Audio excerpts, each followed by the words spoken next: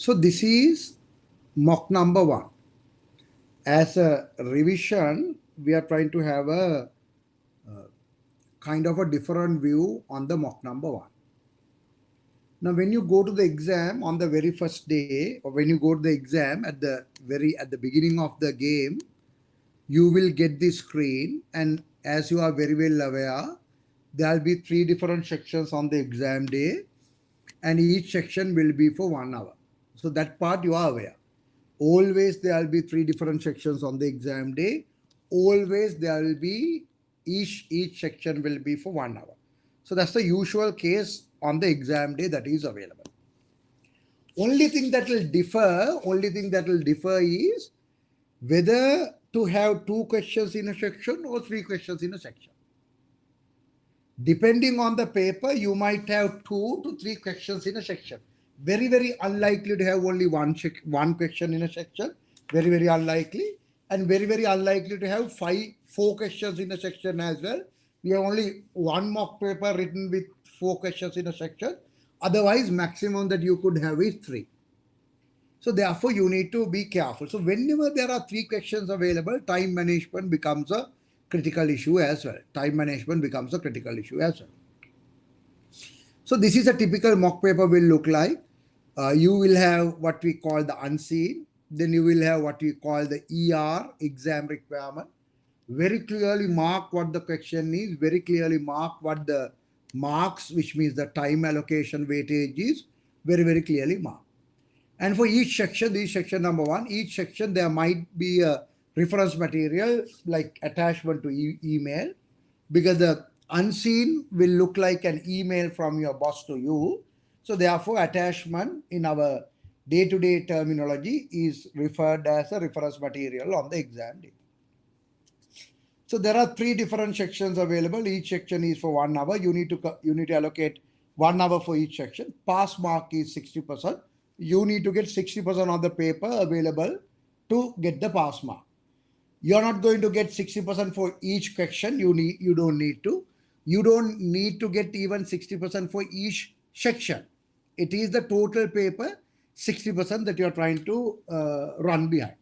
Total paper 60% is what you're trying to run behind. Right. So this is what you need to be careful.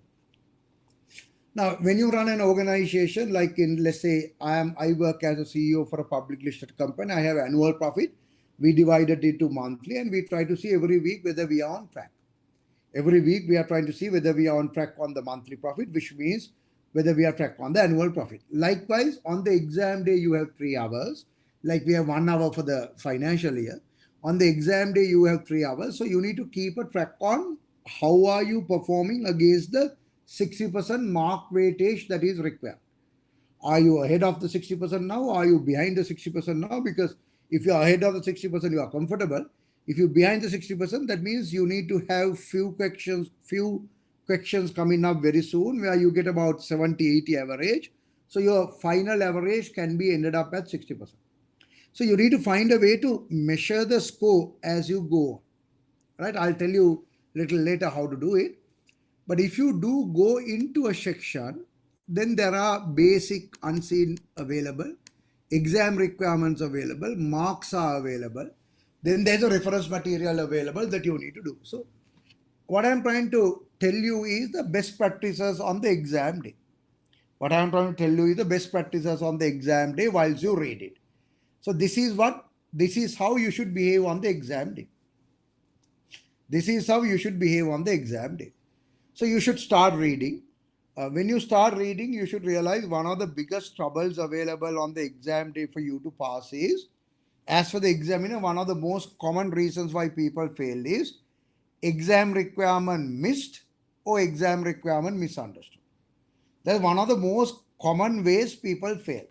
Either they misunderstand the exam requirement or entire exam requirement is missed. So missing the exam requirement, I'm not trying to concentrate here. But misunderstand the exam requirement, I have seen a very common reason. So therefore, you need to realize you need to read this unseen slow. You need to read this exam requirement slow. So whenever you read it slow, there is a very less chance for you to miss it. If you try to read it fast, with the objective of start typing the answers fast, you might end up with a disaster. So therefore, you need to read it slow. I hope you are keeping well. As you know, there was an unfortunate event that occurred over the last weekend in a residence in the business district of Central City area, which is in close proximity to our head office. I don't know what it is. Something bad has happened. They have given in the residence in the business district of Central City area. I don't know what that means. Anyway, close proximity to our head office. Again, I'm not very clear what that means, because unless I know what the bad news is, you can't really see. I mean, depending on the type of the bad news, also it will matter whether you being close to that place is bad or good and all that. So I don't know what the bad news is. So let me go ahead and read. It was reported in a newspaper article, reference material 1. So reference material 1 is a newspaper article. Can you look at this? So newspaper is Nolan Telegraph. In Nolan Telegraph, there had been a news article published which is bad. Which is bad because it says very unfortunate even, so something bad. It was reported in a newspaper article in the Nolan Telegraph that a gas leak had occurred. Gas leak. Wow. Gas leak has occurred in a boiler, which further resulted in an explosion, injuring 4 people and causing significant property damage. So what is the blast? Gas leak from a boiler. I am sure it's one of our boilers, right? I am sure it's one of our boilers, because that's why this is coming to us. No, otherwise it would not come to us. So let's read it. With this boiler being a product of ours, obviously, the unfortunate event occurred close to our head office. There has been a lot of talk by the stakeholders about the safety of our appliances. So our head office being close, I don't know what the logic between our product getting blasted, which is unfortunate, I agree. Head office being closed, I don't know how these two are having an impact on the other. But maybe when your head office is closed, people might, it might come to the minds of the people easier, faster. So there might be some negative reputation that is happening. This event has occurred after the resident had felt as if the heat generation wasn't enough and tried to adjust the temperature in the boiler by himself rather than getting the service of a qualified professional. It doesn't happen generally like that. You're not going to go to the boiler and try to do changes. That doesn't work, right? If that works and if there's a risk involved, that is a huge risk for the organization. So therefore, I don't know how it can be. I don't know. Further to this incident, the board of directors had a discussion on our risk register. Okay. So board of directors have discussed risk register and identified that we do not give a special focus for safety in our risk register. Oh my gosh, is it true? In the pre-scene, we do have a nice risk register, 1 full page risk register given. Even in my company, in Dankutu Porcelain PLC, we have a risk register. I review the strategic risk quarterly, monthly if required as well. Strategic risks are reviewed every quarter. Right? Strategic risks are reviewed every quarter. Every quarter we review the strategic risk. And every quarter we add some new risk, we remove some of the old risk, we reduce the weight from high to medium, or we increase the weight from medium to high. So that is being done. So, we basically identify the risk, look at the actions and see what is the residual risk is. Residual risk is the leftover risk. So risk management is part of the P3 syllabus, right? So let's see what the discussion is. Our risk registers identify the safety of our risk registers identify the safety of our boilers as a concern, but only as a sub-requirement under the focus on the emission legislation. And there is a concern as to why safety of our appliance isn't a main focus. They are saying the safety risk is included, not included, like a fence situation. Not very clear what they're trying to say. So if you're not identified it properly, it's a very unfortunate thing, because whenever you miss a risk, you're going to miss the entire evaluation of it, mitigation action plan, follow up, everything you are going to miss. So therefore, risk identification is a crucial area which is coming from the CMAS risk management cycle, which is a theoretical area from P3, which I'm not going to repeat now. But if anyone wants to ask a question, you could. Now, this is the status of the story given in the pre-scene. So whenever you hear the story given in the pre-scene, I generally urge you all to, before you read the exam requirement, have an overview of about it. Before you jump to the exam requirement, have an overview about it. What is this? A boiler club blast. Fine. Very good. Where? In one of the residentials. So how we are involved? Because it's our boiler. This guy, the resident, tried to do some manipulation of the boiler, increasing, decreasing and all that, without going through the professional technician. That's fine. So this is what it is. This is what it is. So now you need to figure out, and then they say in the risk register, this risk was not properly included. The wording is going here and there. Therefore, I'll use a very safer word. This risk is not properly included. So I think we need to go back to the risk register and see that. I think we should do that. However, since we are here, can you please read the question number 1? Firstly, is it fair to say that hot air directors bear the responsibility for the unfortunate event that occurred? Is it fair to say that hot air's directors bear the responsibility for this unfortunate event that has occurred? So the board of directors of our company, should they take the responsibility of the blast that happened, or the unfortunate event that occurred? Should they take the responsibility? Yes or no, they are asking. All right. Second question, could you briefly explain, given reasons, if it is required to update our risk register with the safety concerns regarding our product? Very interesting question. I think second question is very, very interesting. But these two questions, in my mind, are not very, very clear. These two questions, in my mind, are a little confusing. So if you feel these questions are very clear, congratulations. But I have a feeling these questions are not very, very clear. I'm going to give you 3 minutes to read the 2 questions and absorb into your mind. Read the 3 questions now. Read the 2 questions. I'll give 3 minutes.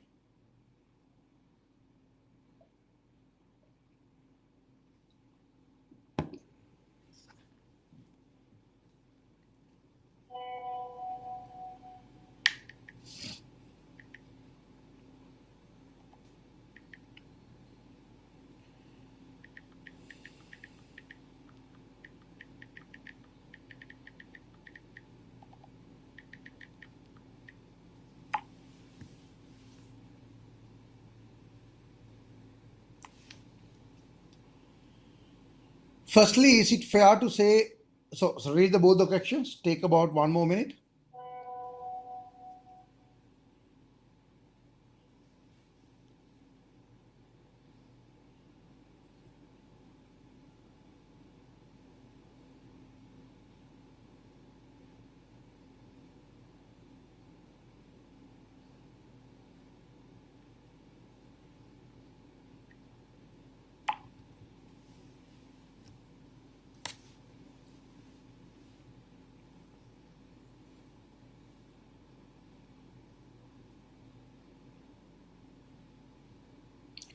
So how do you answer questions like this?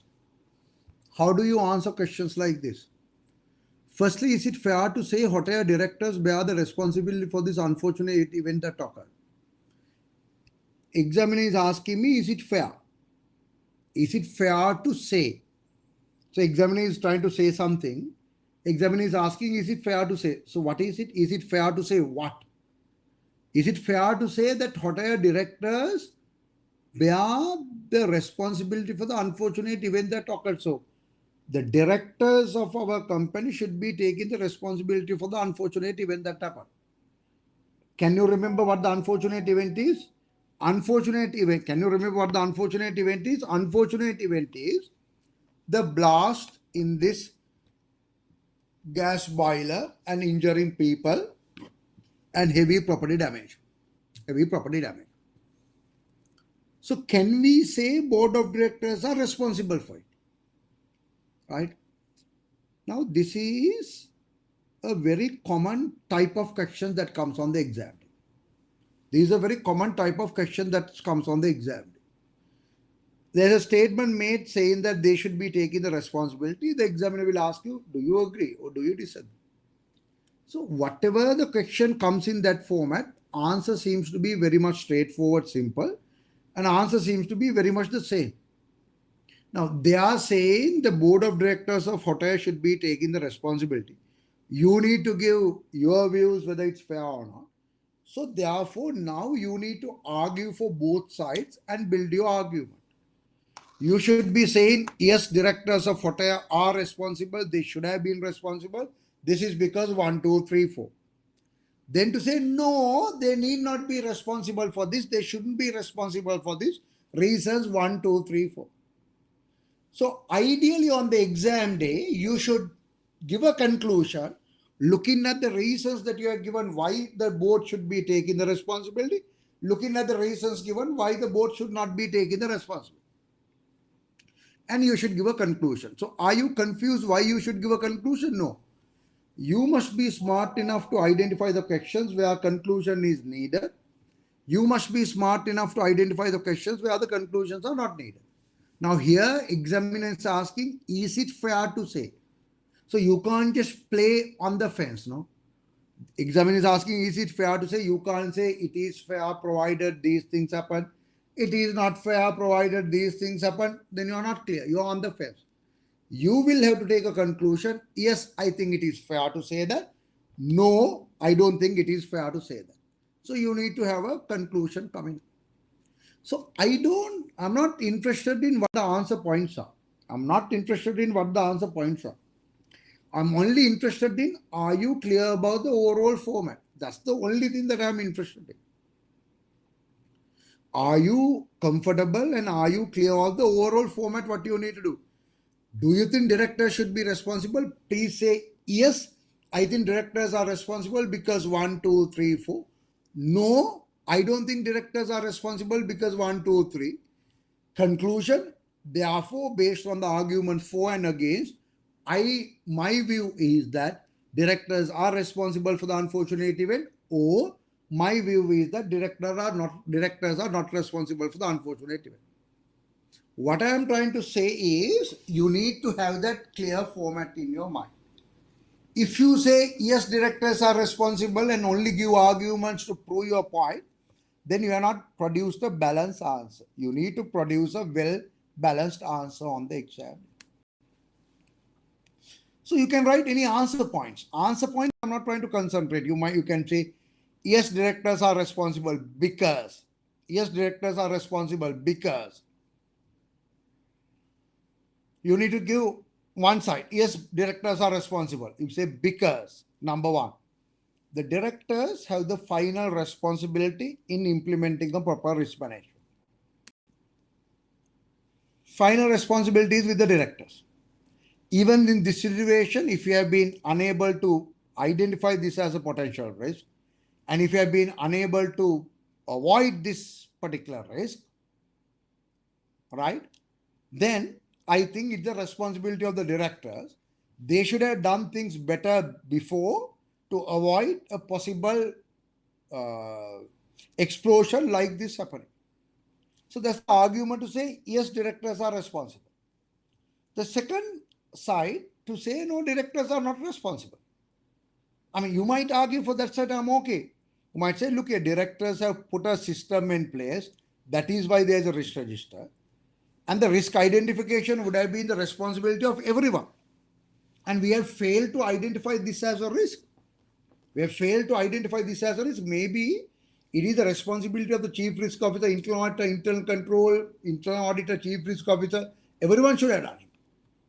So I don't know whether you can directly go and blame the board only whilst we agree board has a responsibility. So I have given arguments for, yes, board is responsible. Then I have given the arguments against, no, board need not be responsible. Based on these two, based on looking at the both sides, then you can come into a conclusion. So that's what you should be writing on the exam day. Simple, right? Second question. Second question. Secondly, could you briefly explain giving reasons? Could you briefly explain giving reasons? I don't know why they are telling me giving reasons, because even if they don't, I should give reasons. I can't make statements on the exam day without backing them up with the required supporting evidence, numbers, and all that. You can't. If you're making a statement, you need to back it up. So giving reasons is obvious, right? Secondly, anyway, let's read the question. Let's read the question. Could you briefly explain, giving reasons, if it's required to update our risk register with safety concerns regarding our product? Oh, very advanced question. I'll give you 1 more minute to think about that question. 1 more minute only.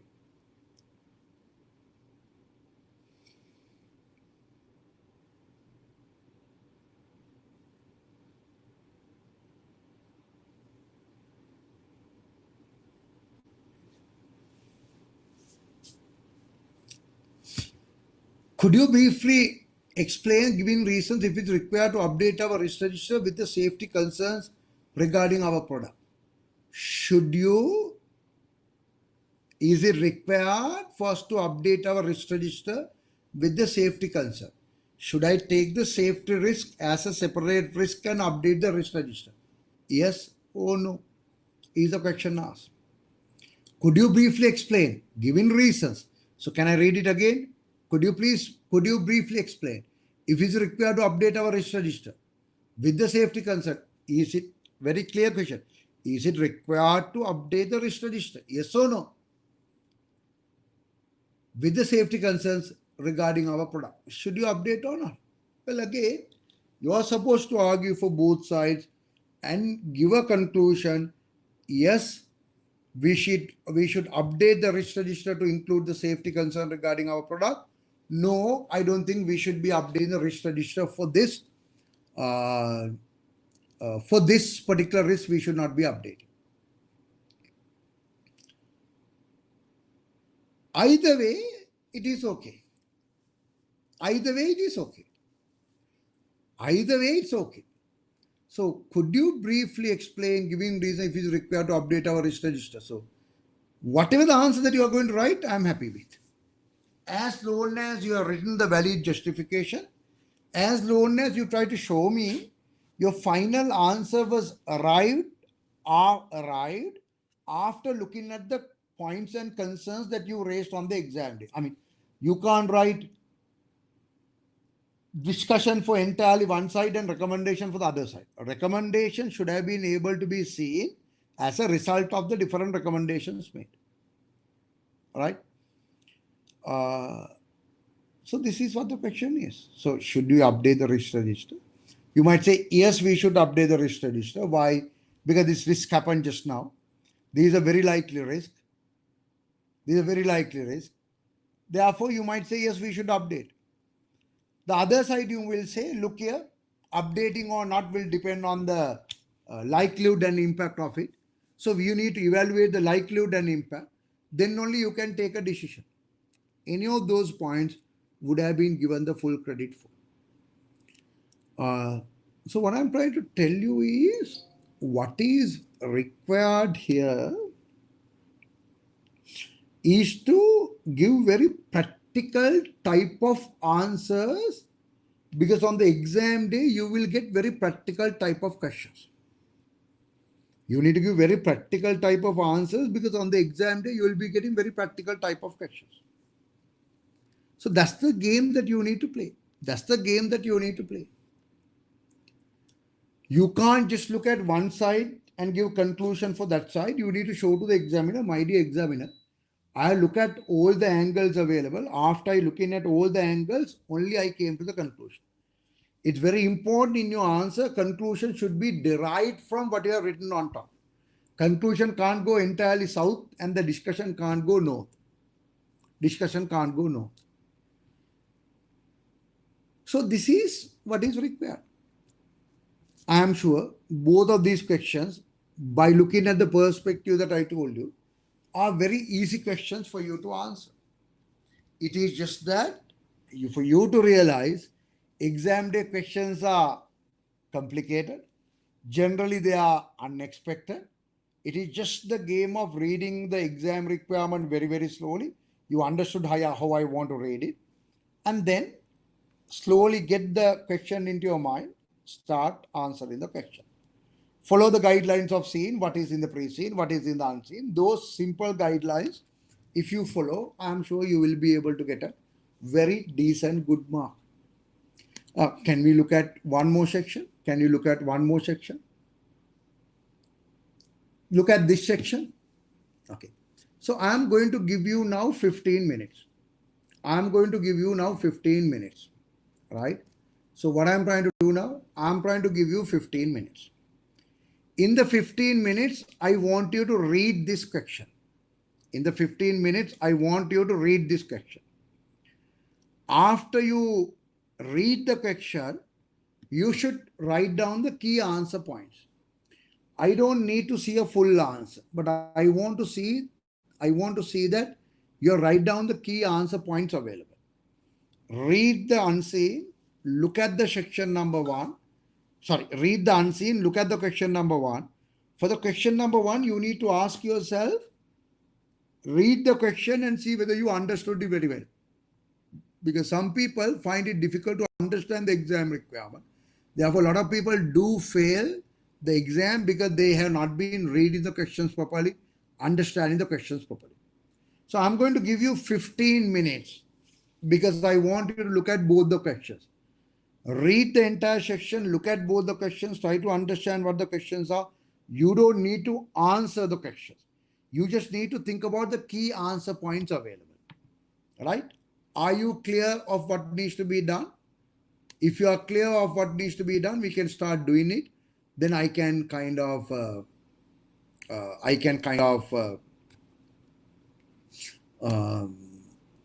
kind of give you time to do that. So hopefully we are looking at about 17 minutes. Can I start it now? Can I start it now? Let's do a little practice. Can I start it now? No one is answering. Yeah, even if you say no, I might start. No, right? So better to say yes. 17 minutes are available for you. 17 minutes are available for you.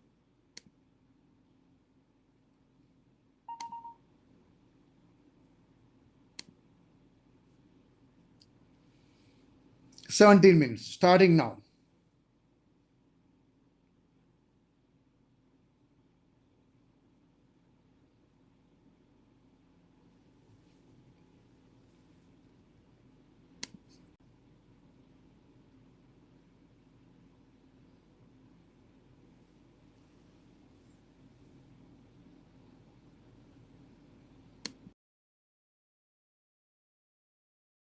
You need to worry about the reference material, right? You don't need to worry about, you don't need the reference material.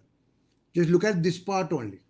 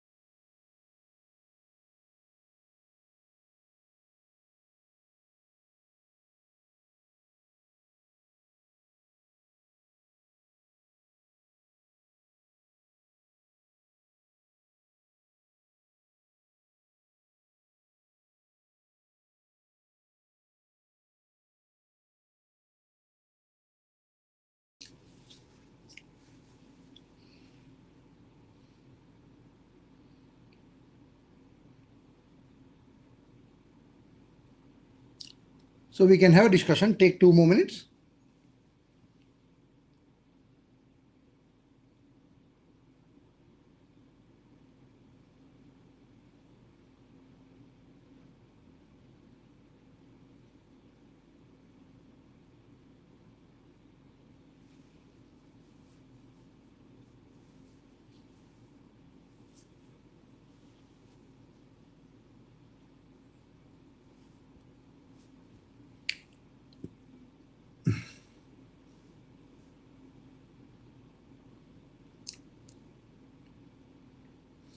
Take a minute.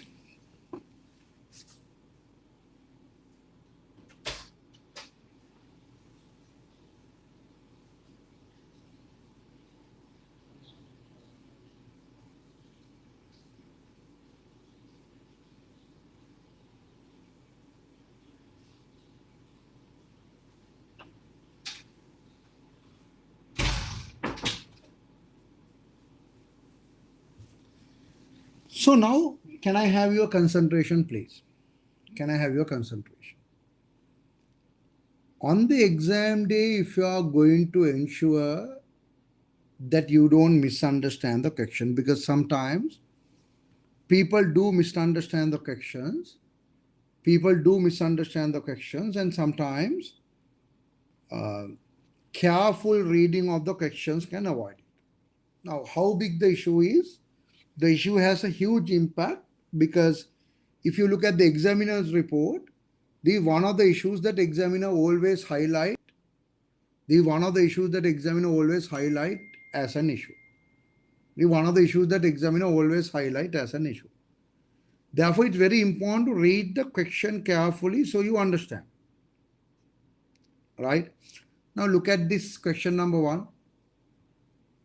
Firstly, That may be beyond my abilities at the moment. Could you please brief me on long-term and short-term impacts? Could you please brief me on long-term and short-term impacts? Can you please brief me on long-term and short-term impacts? The drop of the share price will have on our strategy and operations. Drop of the share price will have on our strategy and operations. So where is this drop of the share price coming in? Where is the drop of the share price coming in? Because it is said that with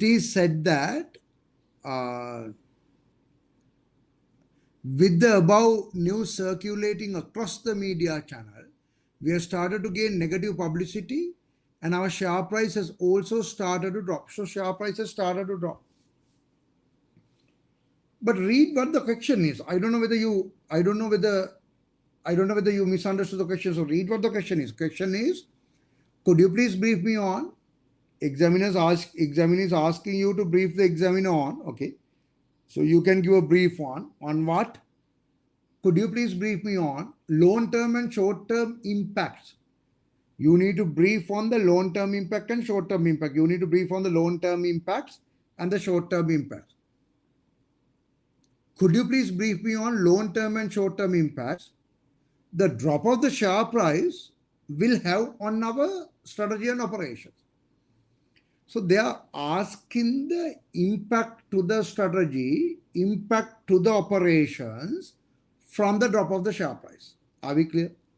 They are asking the impact to the strategy of the company. They are asking the impact to the strategy of the company. They are asking the impact to the operations of the company.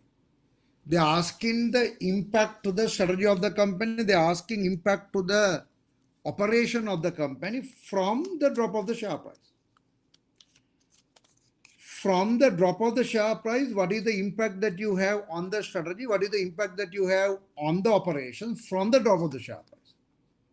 So the question in other terms is, what is the impact on the strategy and the operations in short term and long term? What's the impact on the strategy of the operation, short term and long term, from the drop of the share price? So you can't write any impact now. You need to very, very clearly say what the impact for the strategy is. You need to very, very clearly say what the impact for the operations are in the short term and long term, what the impact of the strategy, what the impact of the operation from the drop of the share price. Now, don't worry what the answer is. Who cares what the answer is?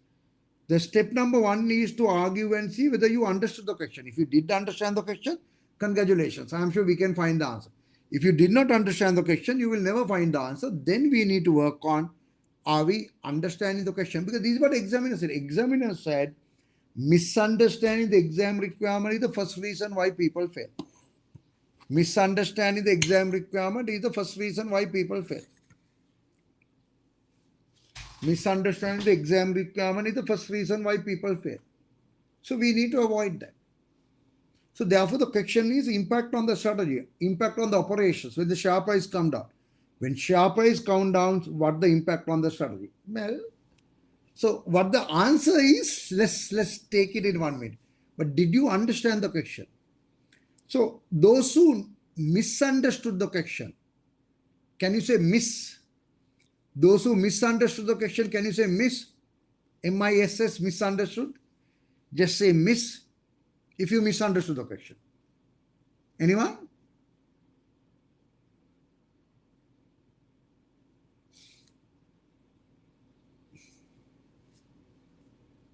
Only one person have misunderstood. Others have understood very correctly. Others have understood. Others, have you all understood?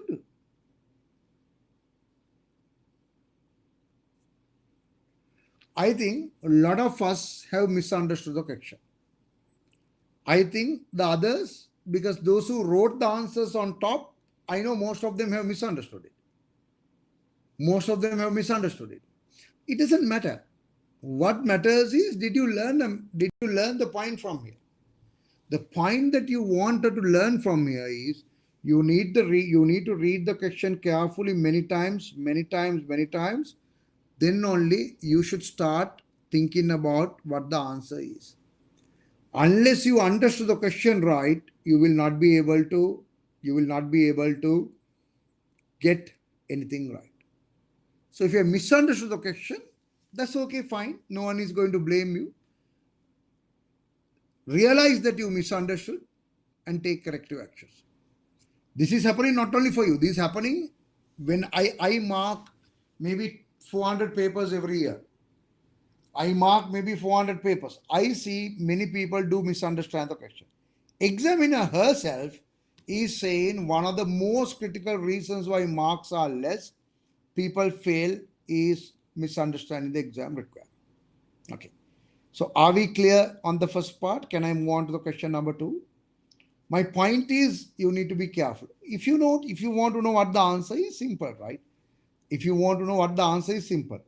When the share price are coming down, what's the impact on the strategy? You might have a longer term strategy develop. But when the share price comes down, shareholder confidence might not be there on the organization. When the shareholder confidence is not there on the organization, your strategy cannot be implemented because shareholders will not accept as a company you have a proper strategy. So you might find it difficult to implement the strategy. And in your strategy, you may have had things where you need to borrow money as part of the strategy, where you need to do a new share issue as part of the strategy. But if the share price is coming down like this, if the shareholders are having a negative feeling, you might not be able to borrow money. So that's the impact on the strategy, impact on the operations. Operations will have an impact because operation-wise, people might not be able to concentrate on the operational matters because the share price coming down will give a very negative impact on that. And whenever you try to go to and talk to a third-party company, try to do a deal, if the share price comes down, it might be negatively looked at by the third-party company again. So there will be impacts on the strategy, there will be impacts on the operations.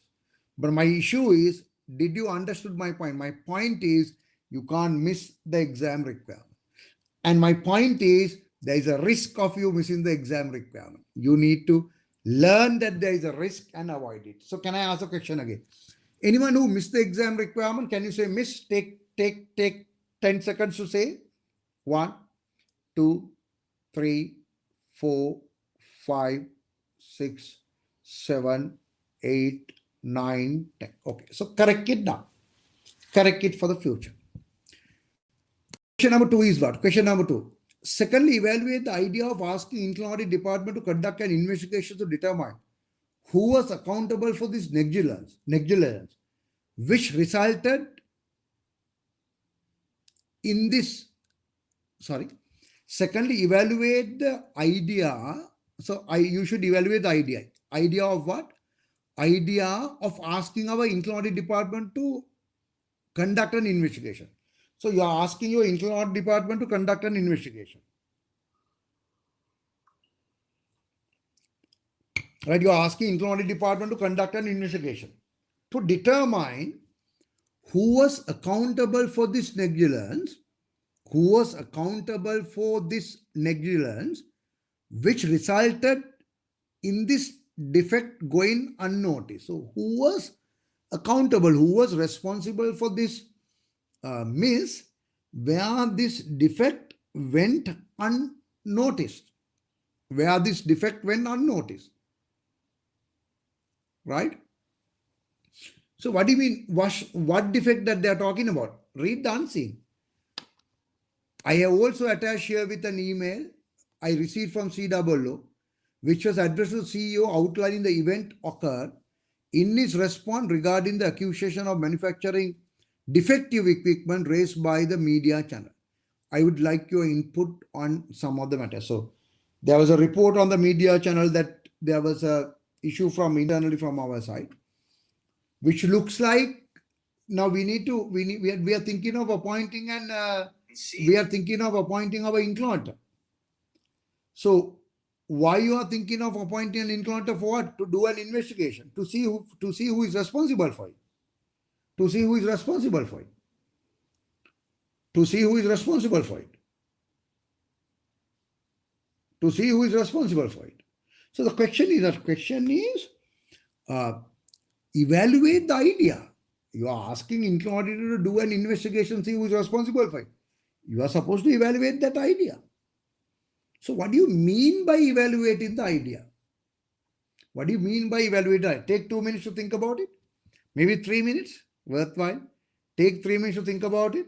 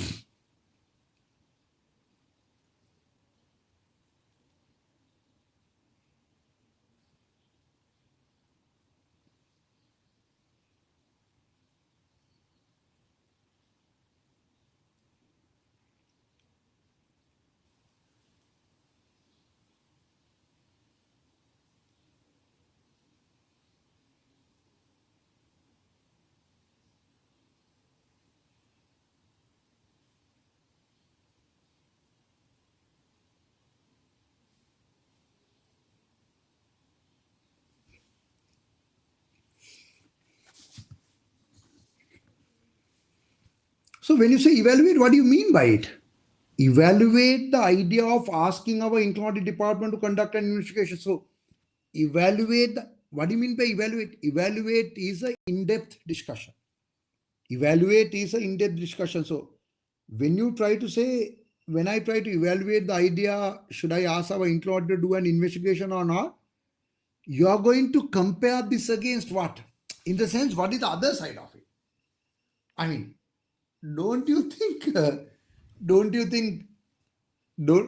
the other side of it? Are you trying to see, should you do an investigation or should you not do an investigation? Is that what they're trying to say?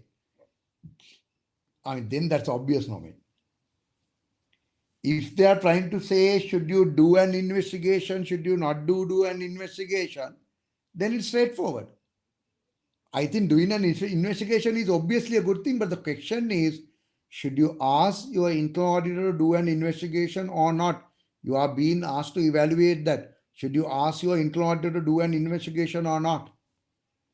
I think the question is more, should I ask your internal auditor to do an investigation, or should I ask someone else to do an investigation?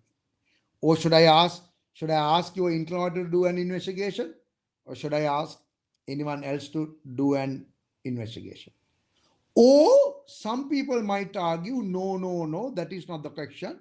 The question is, should you do an investigation or should you not do an investigation? I'm okay either way.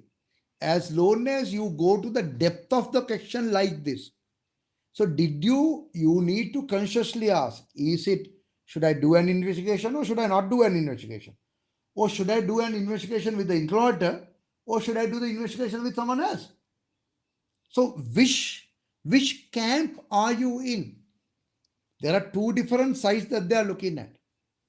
Are they asking you whether we should do an investigation or whether we should not do an investigation? That's one side of the argument. Other side of the argument, should I ask employer to do an investigation or should I ask someone else to do an investigation? Right?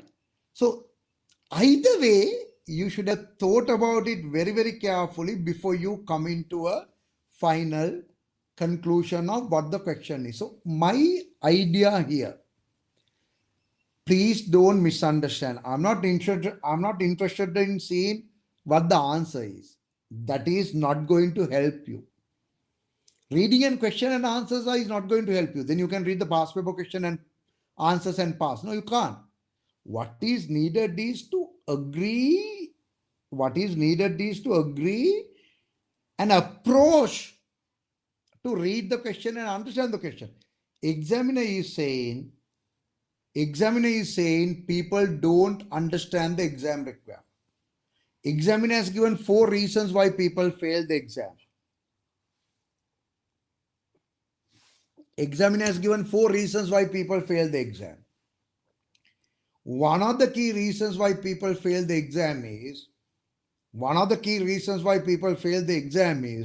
they misunderstand the exam requirement. So examiner is saying that you better be serious about it. You better be serious about it. You shall be serious about it and see, okay, how can we correct this situation? That's the one that I am trying to address today. So in our normal course, where there are about 7-8 mocks, different mocks are allocated to manage different big issues you might face on the exam day. Here, I'm not trying to test your technical knowledge. Am I trying to test your technical knowledge? No. If I'm trying to test your technical knowledge, I'll give the questions of what are the financing methods available? How do you value a business? I would have given questions like that. Am I trying to see whether you can generate a lot of answer points? That's a critical skill for you to pass on the exam day. One of the most critical skills for you to pass on the exam day is, can you generate a lot of answer points? That's a skill that you need. We will do that. We should do that separately. Here, I'm not trying to see whether you can generate many answer points. That's a different skill. Here, I'm trying to say, are you understanding the questions carefully enough? Because that's the first point given by the examiner as the 4 key reasons why people fail. Okay. So that's the section number 1. I don't know whether you understood my objective. So if you are clear with my objective, can you please say clear? Because my objective is to ensure you pass. For you to pass, the big mistake that examiner has mentioned every time, you should avoid doing. I'm trying to train you to avoid doing that. So this is how you should be reading the questions next time when you get the exam. This is how you should be reading the question next time when you get the exam paper. I'm very happy. A lot of people are saying clear. Okay, let's go to section 2.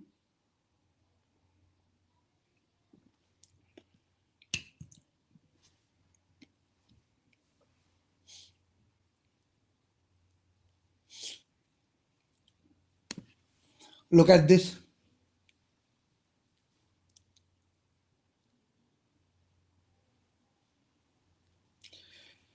Hope you are keeping well. As you know, few weeks have passed following the boiler explosion, and the negative publicity has continued to pipe up.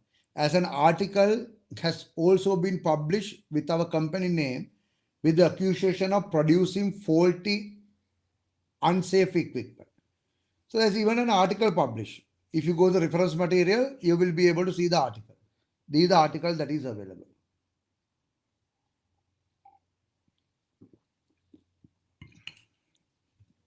Read the article.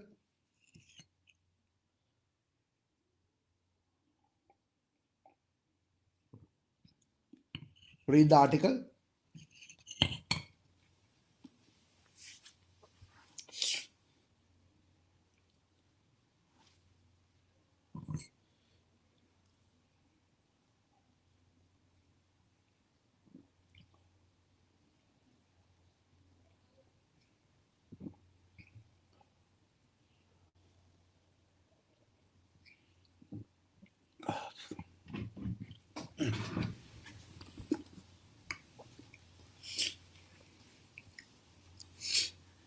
This is the article that is published. Read the article.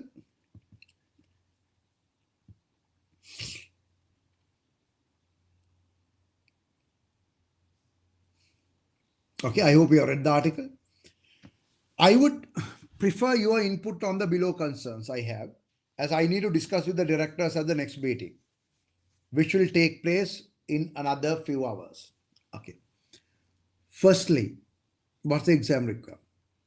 What are the difficulties associated with evaluating the impact of the reputational risk arising from the safety issues and respond to those difficulties? What are the difficulties associated with? Examiner is asking, okay, tell me what the difficulties that are there in doing this. What are the difficulties? Examiner is asking, what are the difficulties associated with evaluating the impact of reputational risk? What you are trying to do, you are trying to evaluate the impact of the reputational risk. What are the difficulties associated with evaluating the impact of the reputational risk arising from the safety issue and respond to those difficulties? Confusing question. Confusing question. Another one of those questions that you might misunderstand, and in the examiner's report, examiner will happily say, examiner might happily say, people have misunderstood the question. Examiner might happily say that. Therefore, another one of those questions that you might misunderstand on the exam day. However, benefit of the doubt, I want to give it to you. Take 2 minutes, 3 minutes. Question number one only. Question number one only. Read and see whether you understand.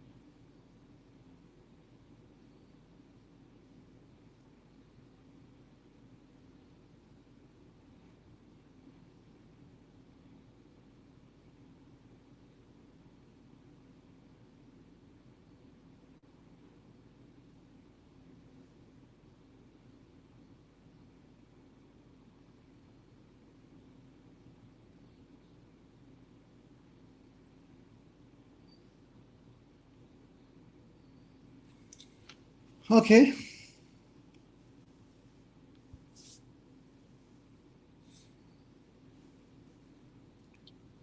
Right. So let's read this question carefully. Yeah. So let's try to read the question carefully. Firstly, what are the difficulties associated with? Examiner is asking you what are the difficulties. So you need to say difficulty number one, difficulty number two, difficulty number three, difficulty number four. You need to say the difficulties. What are the difficulties associated with? But then difficulties to do what? Or difficulties in doing what? Difficulties in doing what? What are the difficulties associated with evaluating the impact of reputational risk arising from the safety issue? Examiner is asking, what are the difficulties that are there associated with evaluating the impact of the reputational risk. When you try to evaluate the impact of the reputational risk, when you try to evaluate the impact to the reputational risk arising from the safety issue, arising from the safety issue, there's an impact to the reputational risk. But when you try to evaluate the impact to the reputational risk, there are difficulties available. What are those difficulties? What are those difficulties? Question number one. Question number two, recommend response for those difficulties. That means how do you minimize those difficulties?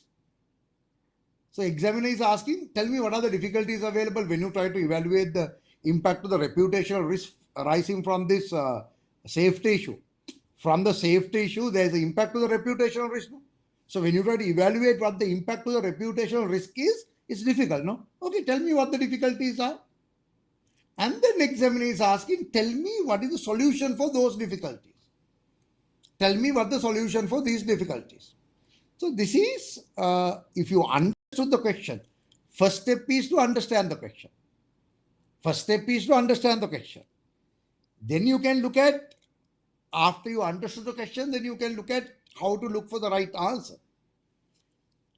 So this happens to all the organizations, no? Because if you have a risk register, now as I said in my organization, we have a risk register.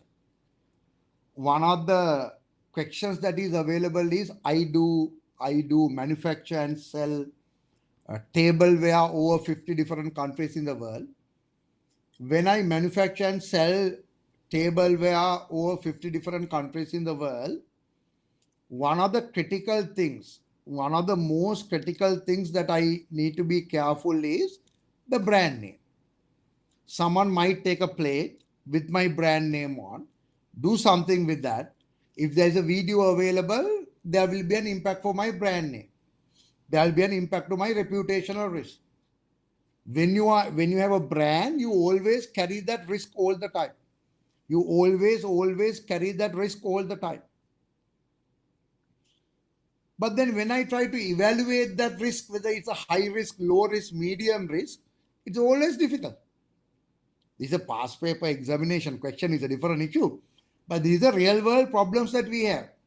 So when you try to put whether risk impact is high, medium, low, it's very difficult to guess. Very difficult to guess. Most of the time we put high, so it's safer.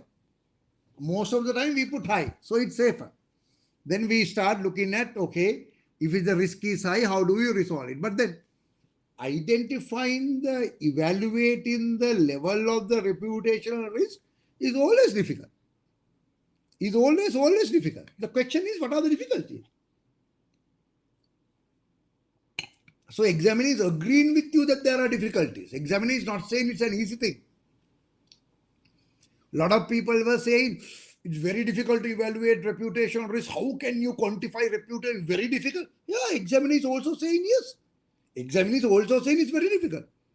Only thing is examiner is asking, tell me why it's difficult. What are the difficulties? Then examiner is asking, it's so difficult. There are so many difficulties. Examiner is saying, I understand. Now tell me, how do you mitigate those difficulties? So these what the examiner is asking. So now, up to what level you understood the question is the area that I am trying to work on. So let's try to develop the answer. Let's try to develop the answer. Let's try to develop the answer. What are the difficulties associated with evaluating the impact of the reputational risk arising from the safety issue? Second part we can deal with later. Second part is recommend respond to those difficulties. How do you manage those difficulties? Give us a response. That's the second part that we can manage later. First part, what are the difficulties associated with evaluating the impact of the reputational risk? What are the difficulties associated with evaluating the impact of the reputational risk arising from the safety issue? So what are the difficulties? Okay. You know it's very difficult. Impact to the reputation is very difficult. You can say it cannot be easily quantified. There is no professional mechanism available to quantify. There is no mechanism available to quantify to the impact to the reputational risk. There is no. Reputational risk itself is very broad. So can't narrow it down to very easily identify the impact is very difficult because reputational risk is a very broad definition. That is another difficulty available. Another difficulty available. Impact to the reputation will depend on how shareholders react. Impact to the reputation depend on how stakeholders react. Impact to the reputation depend on how do we react. Therefore, without knowing how shareholders react, how other stakeholders react, without knowing how we react, it's very difficult to estimate. It's very difficult to evaluate the impact of the reputational risk. Any of those answers we would have given you the full credit for. Any of those answers we would have given the full credit for. Second part is more difficult. Second part is more difficult. Recommend respond to those difficulties. You are saying it's very difficult to evaluate the impact of the reputational risk. You are saying it's very difficult. Oh, okay. You are saying it's very difficult to evaluate the impact of the reputational risk. Okay, I understand. Tell me what the solutions are. Tell me what the solutions are. Take few minutes to think about it. Take few minutes to think about it. Take few minutes to think about it.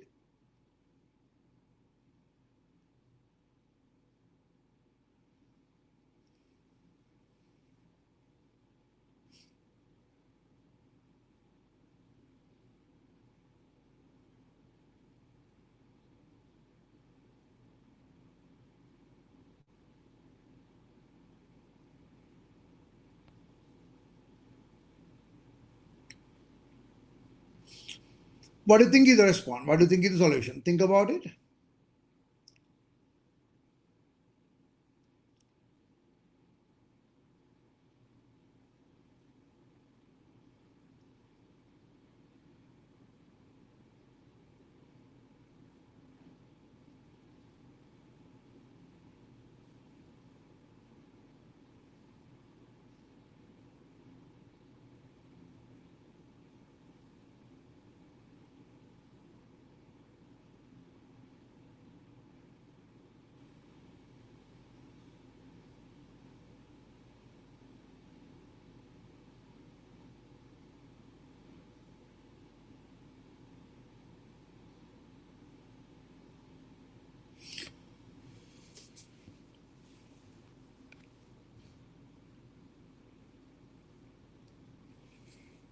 So please understand the question first. Question first is we are asking the response. Respond to the difficulty. So what's the difficult? Difficulties we find it very difficult to evaluate the impact of the reputation risk. Okay. Tell me how to do it now. Okay. Take few minutes. Take few minutes and write down few answers.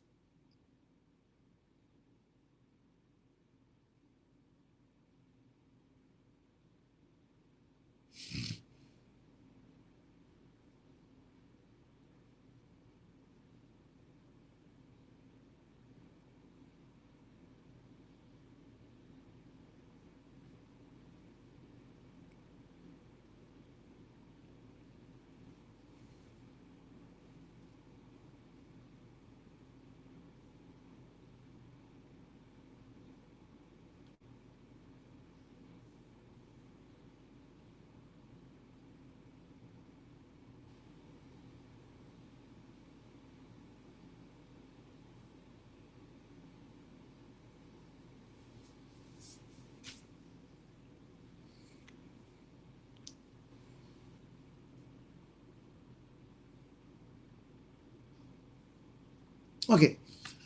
So the question is, what is the response for the difficulties available? So now tell me, if I push you hard, no, evaluate the reputational risk somehow. Tell me whether reputational risk is high impact, low impact. Tell me somehow. How will you do that? That's what the question is asking, right? So there are very much difficulties available in evaluating the reputational risk. Evaluate the reputational risk. They're asking, no, I want you to do it somehow. So how do you do it? Okay. So can I ask a question? So there was a event happened, blast, 4 people injured. There's a damage to the building. That will have an impact on the reputational risk. How do you measure it? Tell me a mechanism to do that. Can you think about a way to do that? But if you can think about a way, that's the answer. If you can think about a way, that's the answer.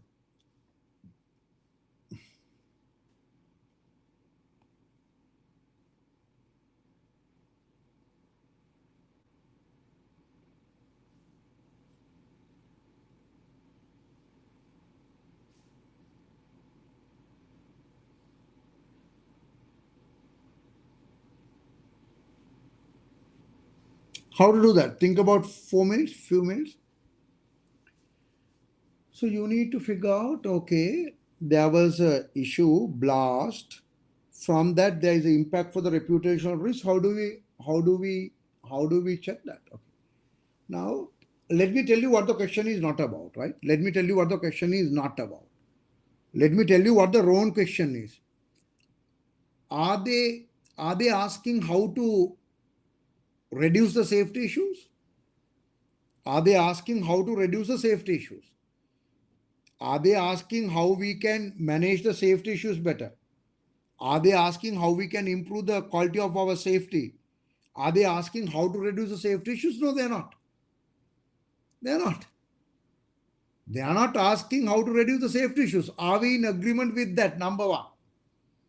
Are we in agreement with that? The question is not about how to reduce the safety issues. Are we in agreement? If you are in agreement, you can say yes. If you are in agreement, you can say yes. Are we in agreement? If yes, you can say yes. If you are in agreement, can you please say yes? Yeah. So others, if you are in agreement, can you please say yes? Yeah, right. Okay. Others, okay. So then what they're asking is, when the safety things go wrong, how do we evaluate the impact of the reputational risk? Simple, right? You can do that, right? It's not a big deal. Look at the past cases. Look at the past cases where safety issues has happened and what kind of impact had on the reputational risk. Has the company went entirely bankrupt? Or was it only for a few months their sales were down and it went up? Or there was an impact for 10 years? Look at the past cases. Look at the past cases. Number one. Look at the impact on the share price, because impact on the share price will give me some idea whether the impact for the reputational risk is very high or very low. Take feedback from the stakeholders. What do they think? You can get a company to go and talk to, I don't know, 100 shareholders, 200 customers. You go and say, look here, there's one issue on the safety issue. Do you think the company is doing so bad, or do you think it's one-off event? Any of those answers would have given the full credit for. Okay. So my session, I want to highlight certain things today. So let me summarize. Well, you want to pass the exam. I want you to pass the exams. It's simple to pass the exams. If you want to pass the exam, if I want you to pass the exams, I want you to pass the exam. You need to see why people are failing. That is in the examiner's report. If you see the examiner's report, you are very, very clear why the people are failing. And if you know why the people are failing, then go and correct it. So one of the most critical reasons why people are failing is they misunderstand the exam requirement. Entire mock 1, section 1 and 2 are allocated for that particular purpose. To threaten you, to show you, you might misread the exam requirement. Be careful from the mock number 2, 3, 4, 5, 6, 7. Be careful. That's the message. Nothing else. I thought now when you read the question and when you realize that you misunderstood the exam requirement, I thought you will be extremely careful for the next few marks. to read it carefully 5-6 times. So ensure that you understood it, because if you don't understand the exam requirement, nothing else can be done. That's the purpose today. That's the purpose today. So now rest of the skills also you need to develop, but they're straightforward. One is, how do you get a lot of answer points? How do you imagine you are there on that situation? When it happens, you need to imagine you are there. You need to feel that you are there. When you feel that you are there, when you imagine that you are there, you will get more answer points. This is basic human psychology, nothing else. So our course at Nanaska is basically based on human psychology. It has to be, because it's humans who are doing the exams. Because when there's a problem for unknown party, you won't get the solution. When there's a problem for your family, you will find better solutions. When there's a problem for your family, you will find better solutions. When there's a problem for unknown party, you think, is there a problem? When there's a problem for your family, you find solutions. So when you imagine you are there, when you think it's your company, when you imagine you are there, you are part of the situation, you find better solutions. That is why we give you the logic of imagining you are there. Trust me, when you feel you are there, when it happens, you will get better answers. You will get better answers. So I want you to think about it. I want you to think about it, right? So I think in the revision course, it's a limited revision, obviously. So we just want to look at for this today's discussion, this mock paper, and to see what did you learn from this mock paper, right?